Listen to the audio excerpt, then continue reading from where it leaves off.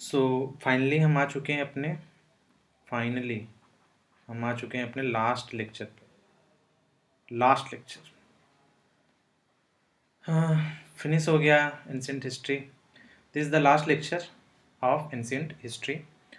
और इसके पहले मैंने आपको क्या बता दिया था? मैंने आपको ये बताया था कि टोटल कितनी वीडियोस बनी हुई हैं। टोटल 10 वीडियोस बनी हुई हैं और इन 10 वीडियोस को आपको क्या करना है, पढ़ना है। और 15 पेजेस के क्या है, नोट्स हैं, जो आप जाके शुभम @ऑफिशियल से आप क्या कर सकते हो, डाउनलोड कर सकते हो। शुभम @ऑफिशियल टेलीग्राम चैनल जो डिस्क्रिप्शन में भी है, ये नेम डिस्क्रिप्शन में भी है, वहाँ से लेकर के आप जाके टेलीग्राम पे सर्च करो और वहाँ से PDF है उसमें, उसको आप डाउनलोड कर लो, अपने रेफरेंस के लिए रख लो।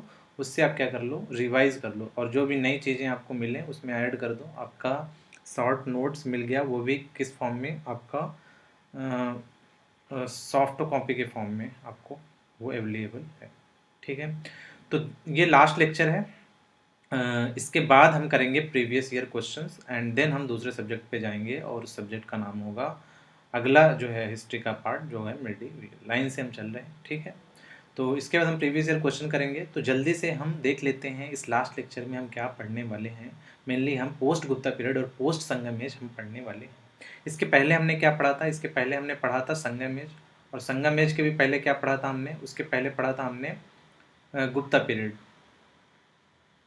और गुप्ता पीरियड पढ़ा था। गुप्ता पीरियड के बाद हमने संगम पीरियड पढ़ा था। और इस गुप्ता पीरियड के बाद जो पीरियड आता है वो आता है पोस्ट गुप्ता। और संगम पीरियड के बाद जो आता है वो आता है पोस्ट संगम। तो इन दोनों को हम जैसे ही पढ़ेंगे उसके बाद ख़त्म हो जाएगा हमारा क्या, एंशिएंट हिस्ट्री। क्यों? क्योंकि उसके बाद हमारा अटैक्स होने लगता है, बाहर से हमारे अटैक्स आने लगते हैं, जिनको अब तुर्क आक्रमण बोलते हैं वो। और फिर वहाँ से हमारा मिडिवल हिस्ट्री, मिडिवल क्या हो जाती है, स्टार्ट हो जाती है। मिडिवल स्टार्ट हो जाती है जहाँ पे आप बोलते हैं ना, मोहम्मद बिन कासिम, गोरी, गजनवी, इन लोगों ने जहाँ से अटैक करना स्टार्ट किया वहाँ से स्टार्ट होता है हमारा मिडिवल हिस्ट्री। ठीक है, तो this is the last lecture. तो स्टार्ट करते हैं इस लास्ट लेक्चर को भी हम, इसमें क्या क्या चीज़ें हैं। ठीक है, तो ये देखो स्टार्ट करते हैं यहाँ पे इस चीज़ से कि इनकी हो चुकी थी मृत्यु, किसकी? पुष्यभूति डायनेस्टी की, और डिफीट हो चुके थे पुलकेशिन द्वितीय भी। तो ये दोनों लोग अभी क्या हो गए, ये ठंडे पड़ गए। मतलब अपने समय में पुलकेशिन द्वितीय चरम पे था। आप सोचो, हर्षवर्धन को हरा देना आसान काम नहीं है। पुष्यभूति डायनेस्टी तो हर जगह रूल कर रहा था, पूरा नॉर्थ इंडिया कब्जा के रखा था। तो अभी ये क्या हो गया, नॉर्थ इंडिया भी ख़त्म हो गया, पुलकेशिन द्वितीय भी हार गया। तो बहुत सारा पार्ट उसका भी जो है, नॉर्थ का और सेंट्रल का जो पार्ट है वो क्या हो गया, वहाँ पे वैक्यूम क्रिएट हो गया। और जैसे ही वैक्यूम क्रिएट होता है, मैंने क्या बताया, जैसे ही वैक्यूम क्रिएट होता है, जैसे गुप्ता अम्पायर कब आया था, वैक्यूम क्रिएट हुआ पोस्ट मौर्यन में, तो गुप्ता अम्पायर आया। पोस्ट मौर्यन में वैक्यूम क्रिएट हुआ, गुप्ता अम्पायर आया। अब फिर से वैक्यूम क्रिएट हो रहा है नॉर्थ और सेंट्रल इंडिया में। क्यों? क्योंकि पुष्यभूत डायनेस्टी हो चुकी है ख़त्म और पुलकेशिन द्वितीय भी हो गया है बूढ़ा, या हार गया है वो भी। अब नॉर्थ और सेंट्रल में 3 डायनेस्टी एक साथ इमर्ज होती हैं अलग अलग प्लेसेस पे। तो मैं बताऊंगा कि वो कौन से प्लेसेस हैं अभी मॉडर्न डे में, वो कौन सी जगहें हैं जहाँ पे ये तीनों डायनेस्टी पनपती हैं। ठीक है, तो हम देखते हैं ये पोस्ट गुप्ता पीरियड। तो हम पढ़ते हैं अब क्या, पोस्ट गुप्ता पीरियड। ठीक है, ये लेक्चर 10 है, लास्ट लेक्चर है। This is the 10th lecture, last lecture, post Gupta period. Post Gupta period का मतलब गुप्ता पीरियड के बाद का जो पीरियड है पोस्ट गुप्ता पीरियड है। और मैंने बताया कि हम पोस्ट गुप्ता पीरियड लिखते हैं, पोस्ट मॉडर्न लिखते हैं। क्यों? क्योंकि किसी एक जो है एम्पायर, वहाँ पे कोई एक एम्पायर नहीं रहता जिसके नाम पे हम उसका नामकरण कर सकें। 3 अलग अलग डायनेस्टी हैं, तो किसके नाम पे आप रखोगे? तो इसलिए हम बोल देते हैं कि पोस्ट गुप्ता, भाई इसको आप मान लो क्या है, पोस्ट गुप्ता पीरियड है। ठीक है, तो अभी क्या था, 750 AD आ चुका, 750 AD आ चुका। अब 750 AD में 3 डायनेस्टीज इमर्ज होती हैं।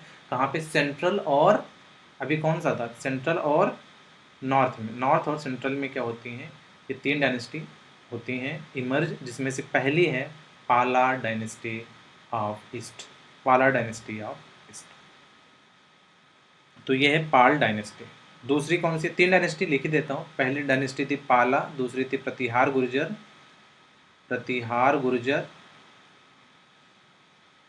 और तीसरी कौन सी थी? तीसरी राष्ट्रकूट। तीसरी कौन सी थी? राष्ट्रकूट। राष्ट्रकूट। तो पाला, प्रतिहार, राष्ट्रकूट, ये 3 जो है डायनेस्टीज इमर्ज होती हैं पुलकेशिन द्वितीय और कुशभूत के जाने के बाद, जब वहाँ पे वैक्यूम क्रिएट होता है। तो पाला डायनेस्टी का पार्ट अगर अभी देखें तो ये ईस्ट में बिहार और बंगाल। अब बिहार और बंगाल कौन सा एरिया होता है, ये आपको मैप पे बनाने आता है। बार बार मैंने बोला है कि आपको इंडिया का मैप तो बनाते आना ही चाहिए। इंडिया का मैप तो आपको बनाते आना ही चाहिए।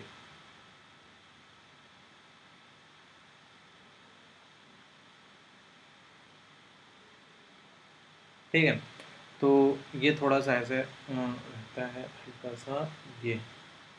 ठीक है, तो बिहार और बंगाल का एरिया कौन सा होता है? ये वाले जो एरिया रहते हैं ना, ये वाले, ये थोड़ा सा यूपी का एरिया, उसके बाद बिहार और उसके बाद ये बंगाल। तो ये बिहार और बंगाल, यहाँ पे कौन राज कर रहा था? यहाँ पे पाला राज कर रहे थे। पाल डायनेस्टी थी यहाँ पे, मेनली पाल डायनेस्टी थी यहाँ पे। ठीक है, तो ये वाला एरिया था, ये वाला पूरा एरिया बिहार और बंगाल का। पहला रूलर जो था पाल वंश का, वो था गोपाल। गोपाल कृष्ण कन्हैया का नाम है गोपाल। गोपाल, गोपाल मतलब गायों का रक्षक, गोपाल। पाल गायों को, गायों का रखवाला, Gopal. The first ruler was Gopal. तो पाला डायनेस्टी को जिसने फॉर्म किया था उसका नाम क्या था? गोपाल था। और जो इनका मोस्ट इंपॉर्टेंट रूलर था वो कौन था? धर्मपाल। तो मैंने बताया इसी करने पड़ेंगे कि सबसे पहले उस डायनेस्टी को किसने फॉर्म किया और फिर उसका सबसे इंपॉर्टेंट रूलर कौन था, क्योंकि हम सबसे इंपॉर्टेंट रूलर को ही पढ़ते हैं, ऐसे तो बहुत सारे रूलर रहते हैं। तो मोस्ट इंपॉर्टेंट रूलर कौन था? धर्मपाल था। अब इन्होंने कौन से अच्छे काम किए जिनकी वजह से वो हिस्ट्री में क्या हो गए? अमर हो गए। जिनकी वजह से हिस्ट्री में हम उनको पढ़ते हैं, जो भी उनके अच्छे काम होते हैं। बुरे काम भी पढ़ते हैं पर अच्छे काम को हमें अपनाना चाहिए। So he granted 200 villages to Nalanda university. कितना अच्छा काम किया for its upkeep and maintenance. कितना अच्छा काम है कि 200 विलेज जो है ग्रांट कर दिए उसने नालंदा यूनिवर्सिटी के कीप और मेंटेनेंस के लिए, कि ये नालंदा यूनिवर्सिटी 200 गांव हैं, इस 200 गांव से जो भी टैक्स कलेक्शन होता है, जो भी चीज़ें हैं, वो सब की सब नालंदा यूनिवर्सिटी के मेंटेनेंस में, उसके रख रखाव में जाएंगे वो सारे के सारे पैसे। अब नालंदा यूनिवर्सिटी क्या था? वो ज्ञान का एक क्या था? एक ज्ञान का मंदिर समझ लो, बहुत बड़ा मंदिर था ज्ञान का। अब ऐसी यूनिवर्सिटीज़ को अगर आप बढ़ाते हो, आप ऐसी जगहों पे अगर आप पैसे देते हो, तो आप एक अच्छे रूलर माने जाओगे। आप एक बहुत अच्छा काम कर रहे हो। तो नालंदा यूनिवर्सिटी को 200 विलेजेस उसने दिए और बोला जो भी टैक्स कलेक्शन आता है अपना मेंटेनेंस अपकीप इससे क्या करो, नालंदा यूनिवर्सिटी का रखो। और इतना ही नहीं, उसने बहुत सारी यूनिवर्सिटी फॉर्म की। He was also the founder of the universities of Vikramshila, Odantapura and Sompura.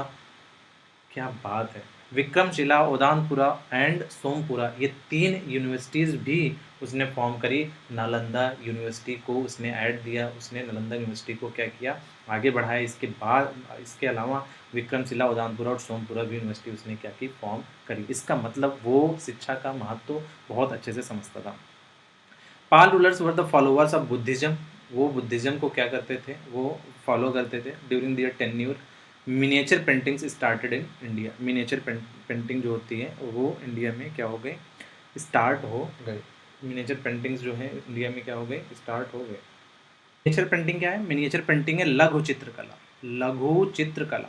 आप छोटा सा पेंटिंग्स कोई इस तरह से बनाते हो, अगर आप सर्च करो इसको गूगल पे, आपको बहुत अच्छे अच्छे मिलेंगी मिनिएचर पेंटिंग्स। इसको एक तरह से लघु चित्रकला है। चित्रकला छोटे फॉर्म में, छोटे आर्ट फॉर्म में जब चित्रकला होती है तो उसको मिनिएचर पेंटिंग्स बोलते हैं। ठीक है, तो ये पाल रूलर के समय में स्टार्ट हुई थी। इतना हो गया पाल वंश के बारे में, बहुत पढ़ लिया हमने। अब हम पढ़ेंगे प्रतिहार गुर्जर के पार्ट में, जो कि राजस्थान में थे। अब देखो राजस्थान कहाँ होता है? राजस्थान कुछ ये पार्ट में आता है, ये गुजरात आ जाता है, ये राजस्थान आ जाता है, ये वाला, दिस पार्ट। तो ये राजस्थान का जो पार्ट था, यहाँ पे कौन थे? यहाँ पे प्रतिहार गुर्जर थे। कहाँ पे? West. Pratihara Gurjar of west थे। देखो ईस्ट वेस्ट है ना, ये ईस्ट होता है, ये वेस्ट होता है, ये नॉर्थ होता है और ये क्या होता है? साउथ होता है। तो ईस्ट में मैंने बताया क्या था? बंगाल और बिहार। और वेस्ट में क्या हो गया आपका? ये हो गया प्रतिहार गुर्जर, किसके? वेस्ट में। ठीक है, ये राजस्थान में। तो इनिशियल रूलर जो था इस डायनेस्टी का वो कौन था? वो नाग भट्ट था। इनिशियल रूलर कौन था? नाग भट्ट था। और उसके बाद क्या है, it is said that he repelled one Arab invader from western side. ये अरब इन्वाइडर्स जो आपको देखने में मिलते हैं कि मिडिवियल में आने स्टार्ट हुए, वो अरब इन्वाइडर इसके पहले भी आए थे प्रतिहार गुर्जर के समय में, और वेस्टर्न साइड से आए थे वो, इट इज़ सेड। लेकिन इन्होंने क्या किया, उनको प्रतिहार गुर्जर के राजाओं ने उसको क्या किया, रिपेल कर दिया। द मोस्ट इम्पॉर्टेंट रूलर इस डायनेस्टी का था मिहिर भोज। आपने मिहिर भोज के बारे में बहुत सारी, भोज के बारे में आपने बहुत सारी कहानियाँ सुनी होंगी भोज के बारे में, वो वहीं से हैं, प्रतिहार गुर्जर डायनेस्टी से हैं, और मिहिर भोज इनके सबसे इम्पॉर्टेंट रूलर थे। Mihir Bhoj was a devotee of lord Vishnu and he took the title of Adi Varaha. Varaha का उन्होंने लिया था ना, भगवान विष्णु ने वाराह का अवतार लिया था। तो मिहिर भोज जो था वो भगवान विष्णु का ही क्या था, डिवोटी था, और उसने एक टाइटल लिया जिसका नाम था Adi Varaha. During this time Gurjars created the strongest cavalry, they procured very good quality horses and Central Asia. तो मतलब एक तरह से उनके पास अच्छे घोड़े थे और ठीक ठाक क्या थे, उनकी जो ताकत थी, जो उनकी सेना थी, वो ठीक ठाक मजबूत थी, क्योंकि उन्होंने अरब इन्वाइडर्स को भी हराया है, तो ठीक ठाक मजबूती रखते थे प्रतिहार गुर्जर भी उस समय, अब अपने अपने अपने डायनेस्टी जब उनकी थी। ठीक है, नेक्स्ट हम पढ़ते हैं राष्ट्रकूट डायनेस्टी। राष्ट्रकूट डायनेस्टी ये कहाँ थी, एमपी। एमपी कहाँ होता है, सेंट्रल इंडिया, मध्य प्रदेश। प्रदेश कहाँ पे, मध्य में, तो मध्य प्रदेश सेंट्रल इंडिया। महाराष्ट्र था, और महाराष्ट्र एमपी के बगल में, ये वाला जो एरिया है एमपी महाराष्ट्र, वो राष्ट्रकूट था। मैं दिखा देता हूँ आपको, ये देखो map, this is MP, this is Maharashtra. तो ये एमपी और महाराष्ट्र का जो एरिया है, ये यहाँ पे कौन थे, यहाँ पे थे आपके राष्ट्रकूट। यहाँ पे कौन थे, आपके राष्ट्रकूट थे। और इसका जो फाउंडर था वो था दंती दुर्ग ने राष्ट्रकूट को फॉर्म किया था।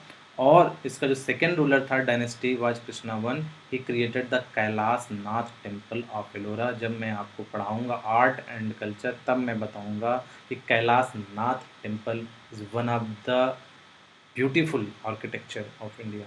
मतलब देख के आपको लगेगा कि, और सुन के आपको लगेगा कि क्या ही बनाया था कृष्णा वन ने। तो कैलाशनाथ टेम्पल है एलोरा का, वो एक बहुत ही मार्वलस आर्किटेक्चर है। ये मैं आपको आर्ट एंड कल्चर में बताऊंगा समझाते हुए कि ऐसा क्यों है। तो कैलाशनाथ टेम्पल ऑफ एलोरा को कृष्णा प्रथम ने बनवाया था, ये आपको याद रखना है, बहुत इंपॉर्टेंट है। ये मोनोलिथ टेम्पल है। एक मोनोलिथ का मतलब एक सिंगल पत्थर को जब काट करके टेम्पल बनाते हैं, इट इज कॉल्ड मोनोलिथ। तो it is monolith temple created from single stone. एक सिंगल स्टोन से इस पूरे के पूरे टेम्पल को बनाया गया है। कैलाशनाथ टेम्पल को आपको जाके देखना चाहिए अगर आपने नहीं देखा है तो।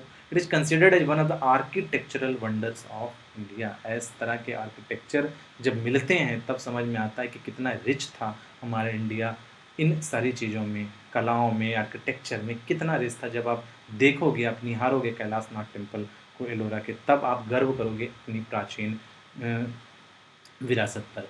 Most important ruler was Amoghavarsha. Rashtrakuta का सबसे इम्पॉर्टेंट रूलर कौन था, अमोघवर्ष था। He patronised Kannada language and he wrote first politics in Kannada, that is Kaviraj Marg. उसने क्या किया, अमोघवर्ष ने पैट्रोनाइज कर दिया कन्नड़ लैंग्वेज को। एक तरह से कन्नड़ लैंग्वेज का क्या किया, उसने विकास किया, और उसने अपनी पहली पोएटिक भी इसी में लिखी, किसने, कन्नड़ भाषा में, कविराज मार्ग।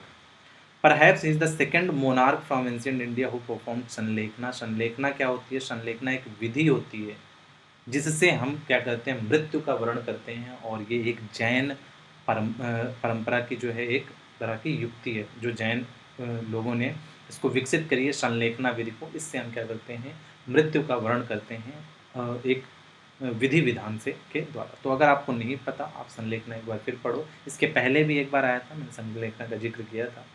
और ही इज़ द सेकंड, जो पहला मोनार्च आया था वो मैंने किया था, शायद वो चंद्रगुप्त मौर्य थे, एक बार कंफर्म कर लेना। तो उन्होंने संलेखना विधि से क्या किया था, उन्होंने संलेखना विधि से अपने शरीर का त्याग किया था। और ये सेकंड मोनार्क थे जिन्होंने संलेखना विधि से अपना शरीर छोड़ा था। कौन, Amoghavarsha. There was a tripartite struggle between the three dynasties to control Kannauj, in which finally Pratihara were successful. Kannauj उस समय, भाई साहब, उससे बुद्ध डायनेस्टी में भी आपने देखा था जब हर्षवर्धन था तो कन्नौज का कितना इंपॉर्टेंस था। बाद में भी कन्नौज का उतना ही इंपॉर्टेंस हो गया और सब एक दूसरे से, तीनों ये डायनेस्टीज लड़ रही थी कि मेरे को कन्नौज चाहिए, मुझे कन्नौज चाहिए, मुझे कन्नौज चाहिए। और फिर कन्नौज मिला किसको? प्रतिहार को। किसको मिला? प्रतिहार को। तो ये ट्राईपार्टाइट स्ट्रगल के आप बारे में पढ़ोगे तो आपको ट्राईपार्टाइट स्ट्रगल के बारे में भी पता चलेगा। ट्राईपार्टाइट स्ट्रगल जो था वो पाल वंश, प्रतिहार गुर्जर प्रतिहार वंश और राष्ट्रकूट वंश के बीच चल रहा था कन्नौज को कंट्रोल करने के लिए, जिसमें प्रतिहार सक्सेसफुल। तो ये पूरी की पूरी कहानी थी किसकी? पोस्ट गुप्ता पीरियड की। अब हम बात करेंगे पोस्ट संगम पीरियड की। ठीक है, संगम पीरियड का मतलब वही है जो आप, जिसको आप बोलते हो दक्षिण भारत। दक्षिण भारत का भी अपना एक इतिहास रहा है, दक्षिण भारत की अपनी एक हिस्ट्री रही है, जिसको हम बोलते हैं संगम पीरियड, संगम काल। दक्षिण भारत का इतिहास जो है वो संगम काल के अंतर्गत हम पढ़ते हैं। और संगम काल के बाद जिस तरह से हमने गुप्ता में पढ़ा, गुप्ता काल जो कि नॉर्थ इंडिया में था, उसी तरह से साउथ इंडिया में संगम काल था, इसलिए हम पढ़ेंगे यहाँ पे पोस्ट संगम पीरियड भी। और ये चोला वर्ड से आप ऑलरेडी परिचित हो। जब मैंने बताया था कि चोला पहले भी थे पर वो ख़त्म हो गए थे बीच में, उनकी उनकी हार हो गई थी, तो बीच में वो क्या हो गए थे? ख़त्म हो गए थे। बट फिर एक बार चोल वंश ने एक बार फिर से अपनी ताकत दिखाई और एक बार फिर से फॉर्म किया और इस बार ये बना इम्पीरियल चोला, जिसको मेन लाइन चोला भी बोलते हैं। इसमें बहुत से पावरफुल राजा आए मेन लाइन चोला में। ठीक है, तो they were feudatories of Pallava by the end of 9th century AD. Vijayalaya spurred power from Pallavas and established the mainline Chola dynasty of South. तो पल्लव से लड़ते लड़ते वो क्या हो चुके थे? बहुत सारे क्या थे, मतलब जब पल्लव आए थे तो क्या हो गए थे? उस समय चोला खत्म हो गए थे बट कुछ बचे हुए थे, तो उन लोगों ने लड़ाई करी पल्लवों से फिर से और इस्टेब्लिश किया मेन लाइन चोला डायनेस्टी को। कहाँ पे? साउथ में। जो चोला टेरिटरी थी वो further expanded by the next ruler. ये अगर आपने पढ़ा नहीं है संगम एज तो उसको आप पढ़ लेना।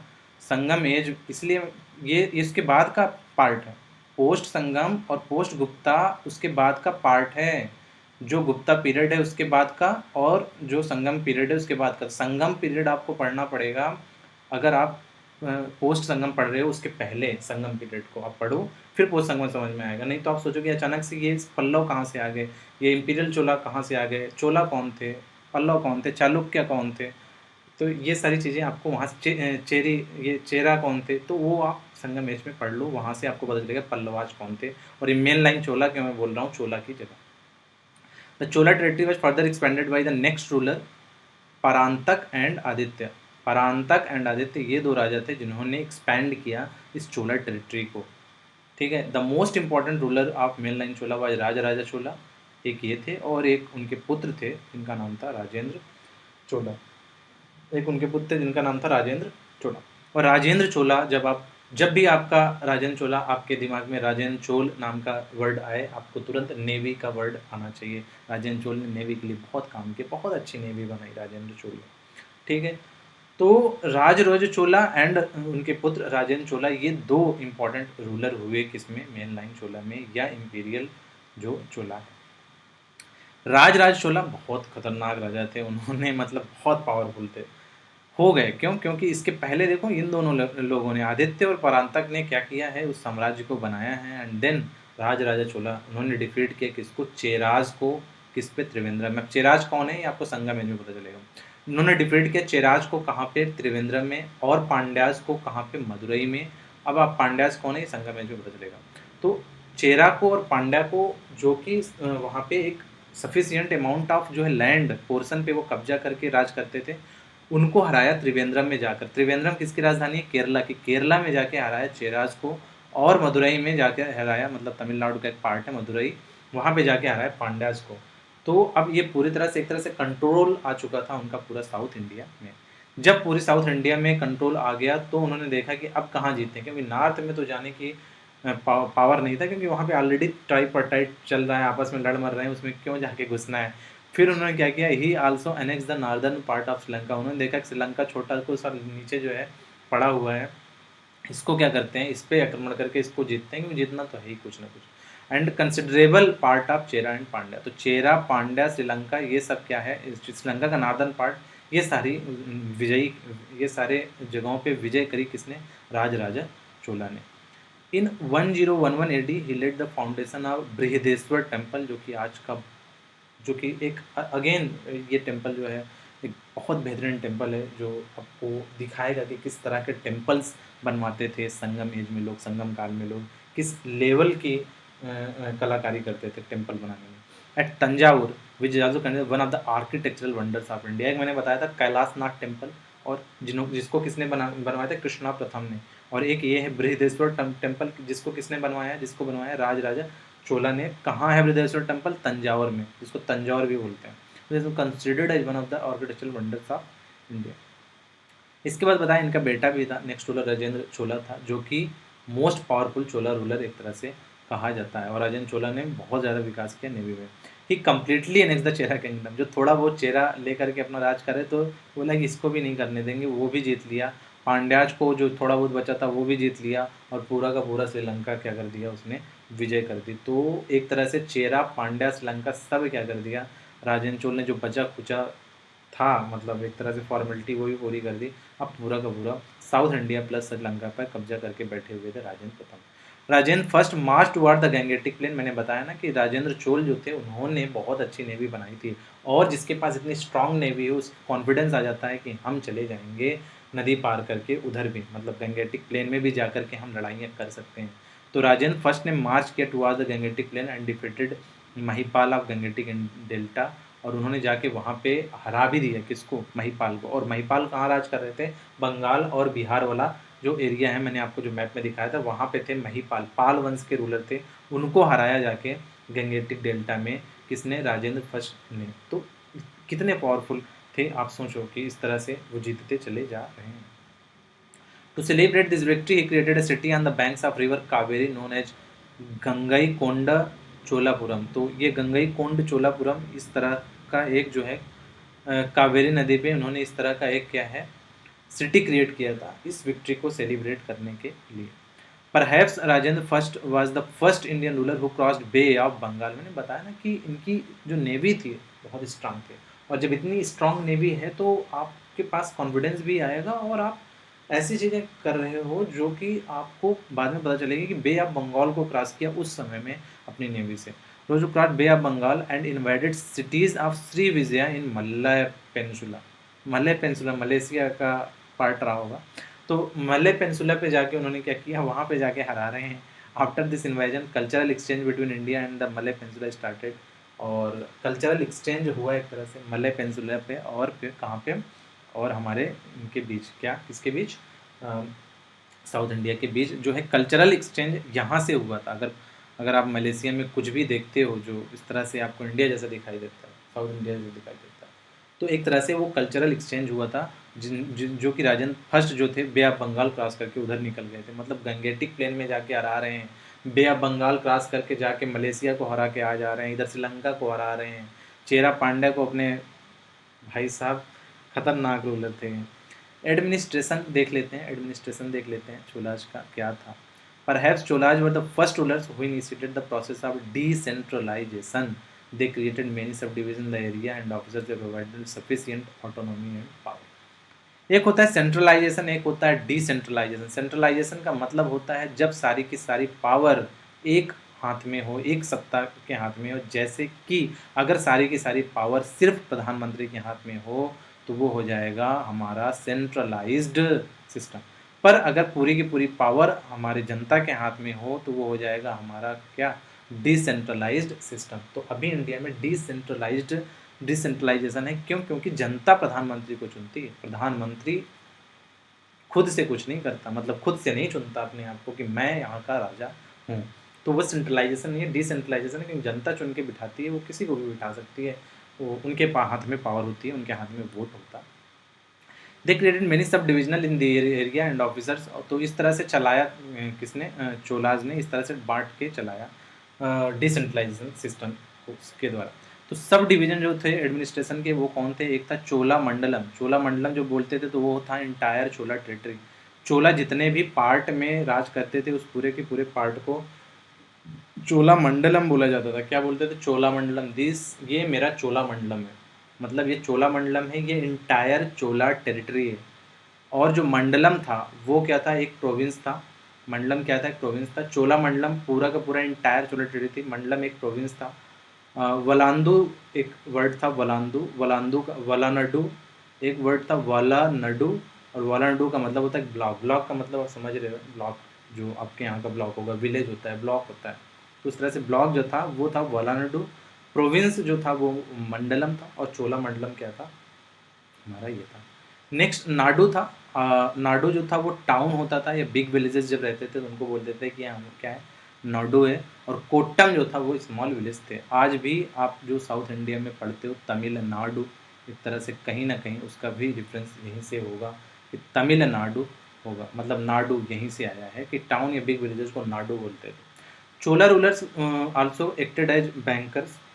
Chola rulers also acted as bankers of financial institutions, whereby they provided loans to the people and charge interest. भाई बैंक का काम करते थे ये पैसे कमाने के लिए कि ऐसा करो, लोन दो, और लोन कर दे करके उन पर इंटरेस्ट ले लो, और वो एक तरह से हमारी इनकम हो जाएगी। तो वो लोन भी प्रोवाइड करते थे और उस पर इंटरेस्ट चार्ज करते थे।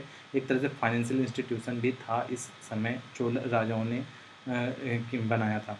चोला were one of the finest temple builders of that time, मतलब ऐसे ऐसे टेम्पल बनाते थे। बृहदेश्वर आप देखो, आपको लगेगा कि भाई क्या ही टेम्पल बनाते थे चोला रूलर्स में। बृहदेश्वर किसने बनवाया है? बृहदेश्वर बनवाया है आपके राजराज चोला ने, ठीक है। और ये तंजावुर तंजावुर में है, तंजावुर में। Temple was not just a place of worship but it was also the centre of education. Temple सिर्फ पूजा करने का स्थान नहीं था, बल्कि ये सेंटर भी था किसका? एजुकेशन का, and area of market activity. तो जब मंदिर बनता था तो मंदिर के आसपास जो था वो एजुकेशन हब भी बनता था। और वहाँ पे जब इतनी सारी चीज़ें हो गई हैं, मंदिर है, लोग पूजा के लिए आ रहे हैं, लोग एजुकेशन के लिए आसपास आ रहे हैं, तो वहाँ पे अपने आप ही लोग आते थे सामान भी बेचने। तो एक तरह से मार्केट एक्टिविटी भी वहाँ पे हो गई। तो ये सिर्फ प्लेस ऑफ वर्शिप नहीं था, बल्कि एजुकेशन का और मार्केट एक्टिविटी के भी सेंटर थे। Perhaps they were the first rulers who emphasized on the importance of rain water harvesting. Moreover, they also wrote inscriptions regarding water conservation. Water पे ये लोग ध्यान देते थे। एक तरह से ये चीज़ें करना काफ़ी अच्छा होता है जब आप नेचर को भी सेव करने की बातें करते हो। और राजा अगर नेचर की सेव करने की बात कर रहा है कि वाटर हार्वेस्टिंग करेंगे, रेन वाटर हार्वेस्टिंग करेंगे, वाटर कंजर्वेशन करेंगे, तो वो बहुत अच्छी बात होती है इस सेंस में कि हम अपनी पृथ्वी को सुंदर स्वच्छ रखना चाहते हैं और जो भी रिसोर्सेज हैं उनको हम अच्छा यूज करना चाहते हैं। तो ये था आपका पूरा का पूरा फुल जो है ये आपकी एंशिएंट हिस्ट्री थी। और मैं बहुत खुश हूँ कि फाइनली मेरे पास इतना टाइम मिल पाया कि मैं इस जो है एंशिएंट हिस्ट्री को मैं ख़त्म कर पाया। एक्चुअली मेरा शेड्यूल बहुत बिजी रहता है, बहुत सारे काम रहते हैं। मैं किसी दिन डिस्कस करूँगा अबाउट माय लाइफ या मेरी जर्नी के बारे में। बहुत सारी एक तरह से फिल्मी टाइप का जो होते हैं वो उस तरह की जर्नी रही है मेरी। सो इसलिए मेरा बहुत शेड्यूल बिजी रहता है, मेरे पास टाइम ही बहुत कम मिलता है कि मैं कोई वीडियो बनाऊं। पर जितना भी टाइम मिलता है मैं वीडियोस बनाने की कोशिश करता हूं और कुछ ना कुछ सीखने और सिखाने की कोशिश करता हूं।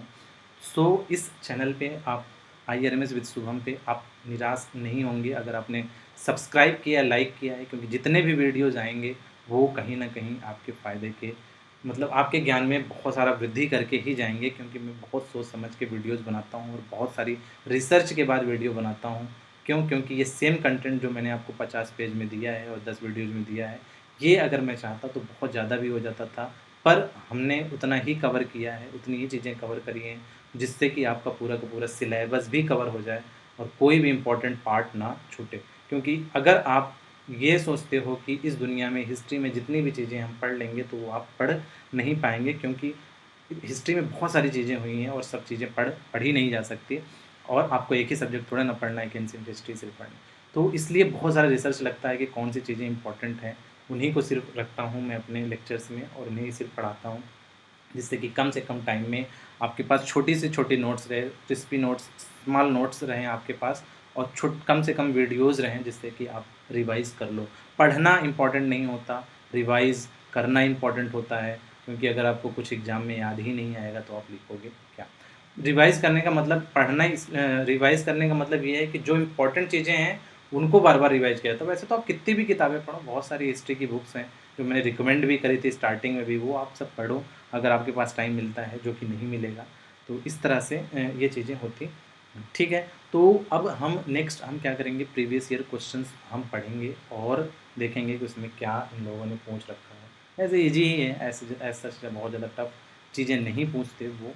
तो प्रीवियस ईयर क्वेश्चंस करेंगे, और बाकी और कुछ हो तो कमेंट में लिखो, कमेंट में कुछ चीज़ें बताओ, एटलीस्ट बता दो बृहदेश्वर टेम्पल जो था वो कहाँ पे है और किसने बनवाया था, किसने बनवाया था बृहदेश्वर टेम्पल को और वो कहाँ पे है, ये कमेंट कर दो नीचे।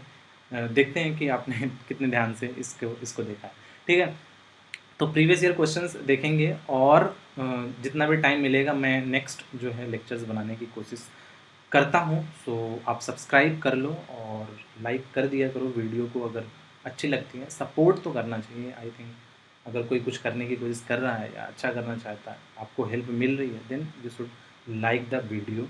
और बहुत सारे लोग होंगे जो हिंदी नहीं बोलते हैं, मे भी हो सकता है कि मैं ये सारे लेक्चर्स इंग्लिश में भी रिकॉर्ड करके एक चैनल पे डालूँ। अगर ऐसा है कोई जो इंग्लिश जिसको समझ आती है, हिंदी नहीं समझ में आती है, then he should tell me कि please make these videos in English as well, so I will create these videos in English. There is nothing wrong in this, but एक जो फील आता है, the kind of feeling which you get when you speak Hindi, वो नहीं आती, क्योंकि आप Hindi English में आप पढ़ लेते हो कि Chola rulers also acted as bankers, तो दिस इज़ इंग्लिश, तो ये इतना ही समझ में आता है। पर जब आप इसको हिंदी में अपने अपने शब्दों में when you feel it, when you relate it with your words, Hindi में जो हिंदी भाषी के लोग हैं, जो कि इंडिया में ज़्यादातर बहुत सारे लोग हिंदी ही बोलते हैं, या फिर अपनी कोई एक रीजनल लैंग्वेज बोलते हैं, जैसे तमिल, तेलुगु, इस तरह की लैंग्वेजेस, या फिर हिंदी बोलते हैं। कोई यहाँ पे इंग्लिश बोलने वाली जैसी कुछ था नहीं, वो तो हमने बाद में शुरू किया। तो अगर इफ़ एनीवन इज़ हियर जो कि जिसे बिल्कुल भी is not able to understand कि मैं क्या बोल रहा हूँ इन हिंदी, तो वो आप कमेंट कर सकते हो। I will create all the videos in English as well, तो एज सच कोई आपको परेशानी नहीं होगी, ठीक है। तो ख़त्म करते हैं इस लेक्चर को और मिलते हैं। ये लास्ट लेक्चर था और मेरे को बहुत अच्छा लग रहा है ख़त्म करके।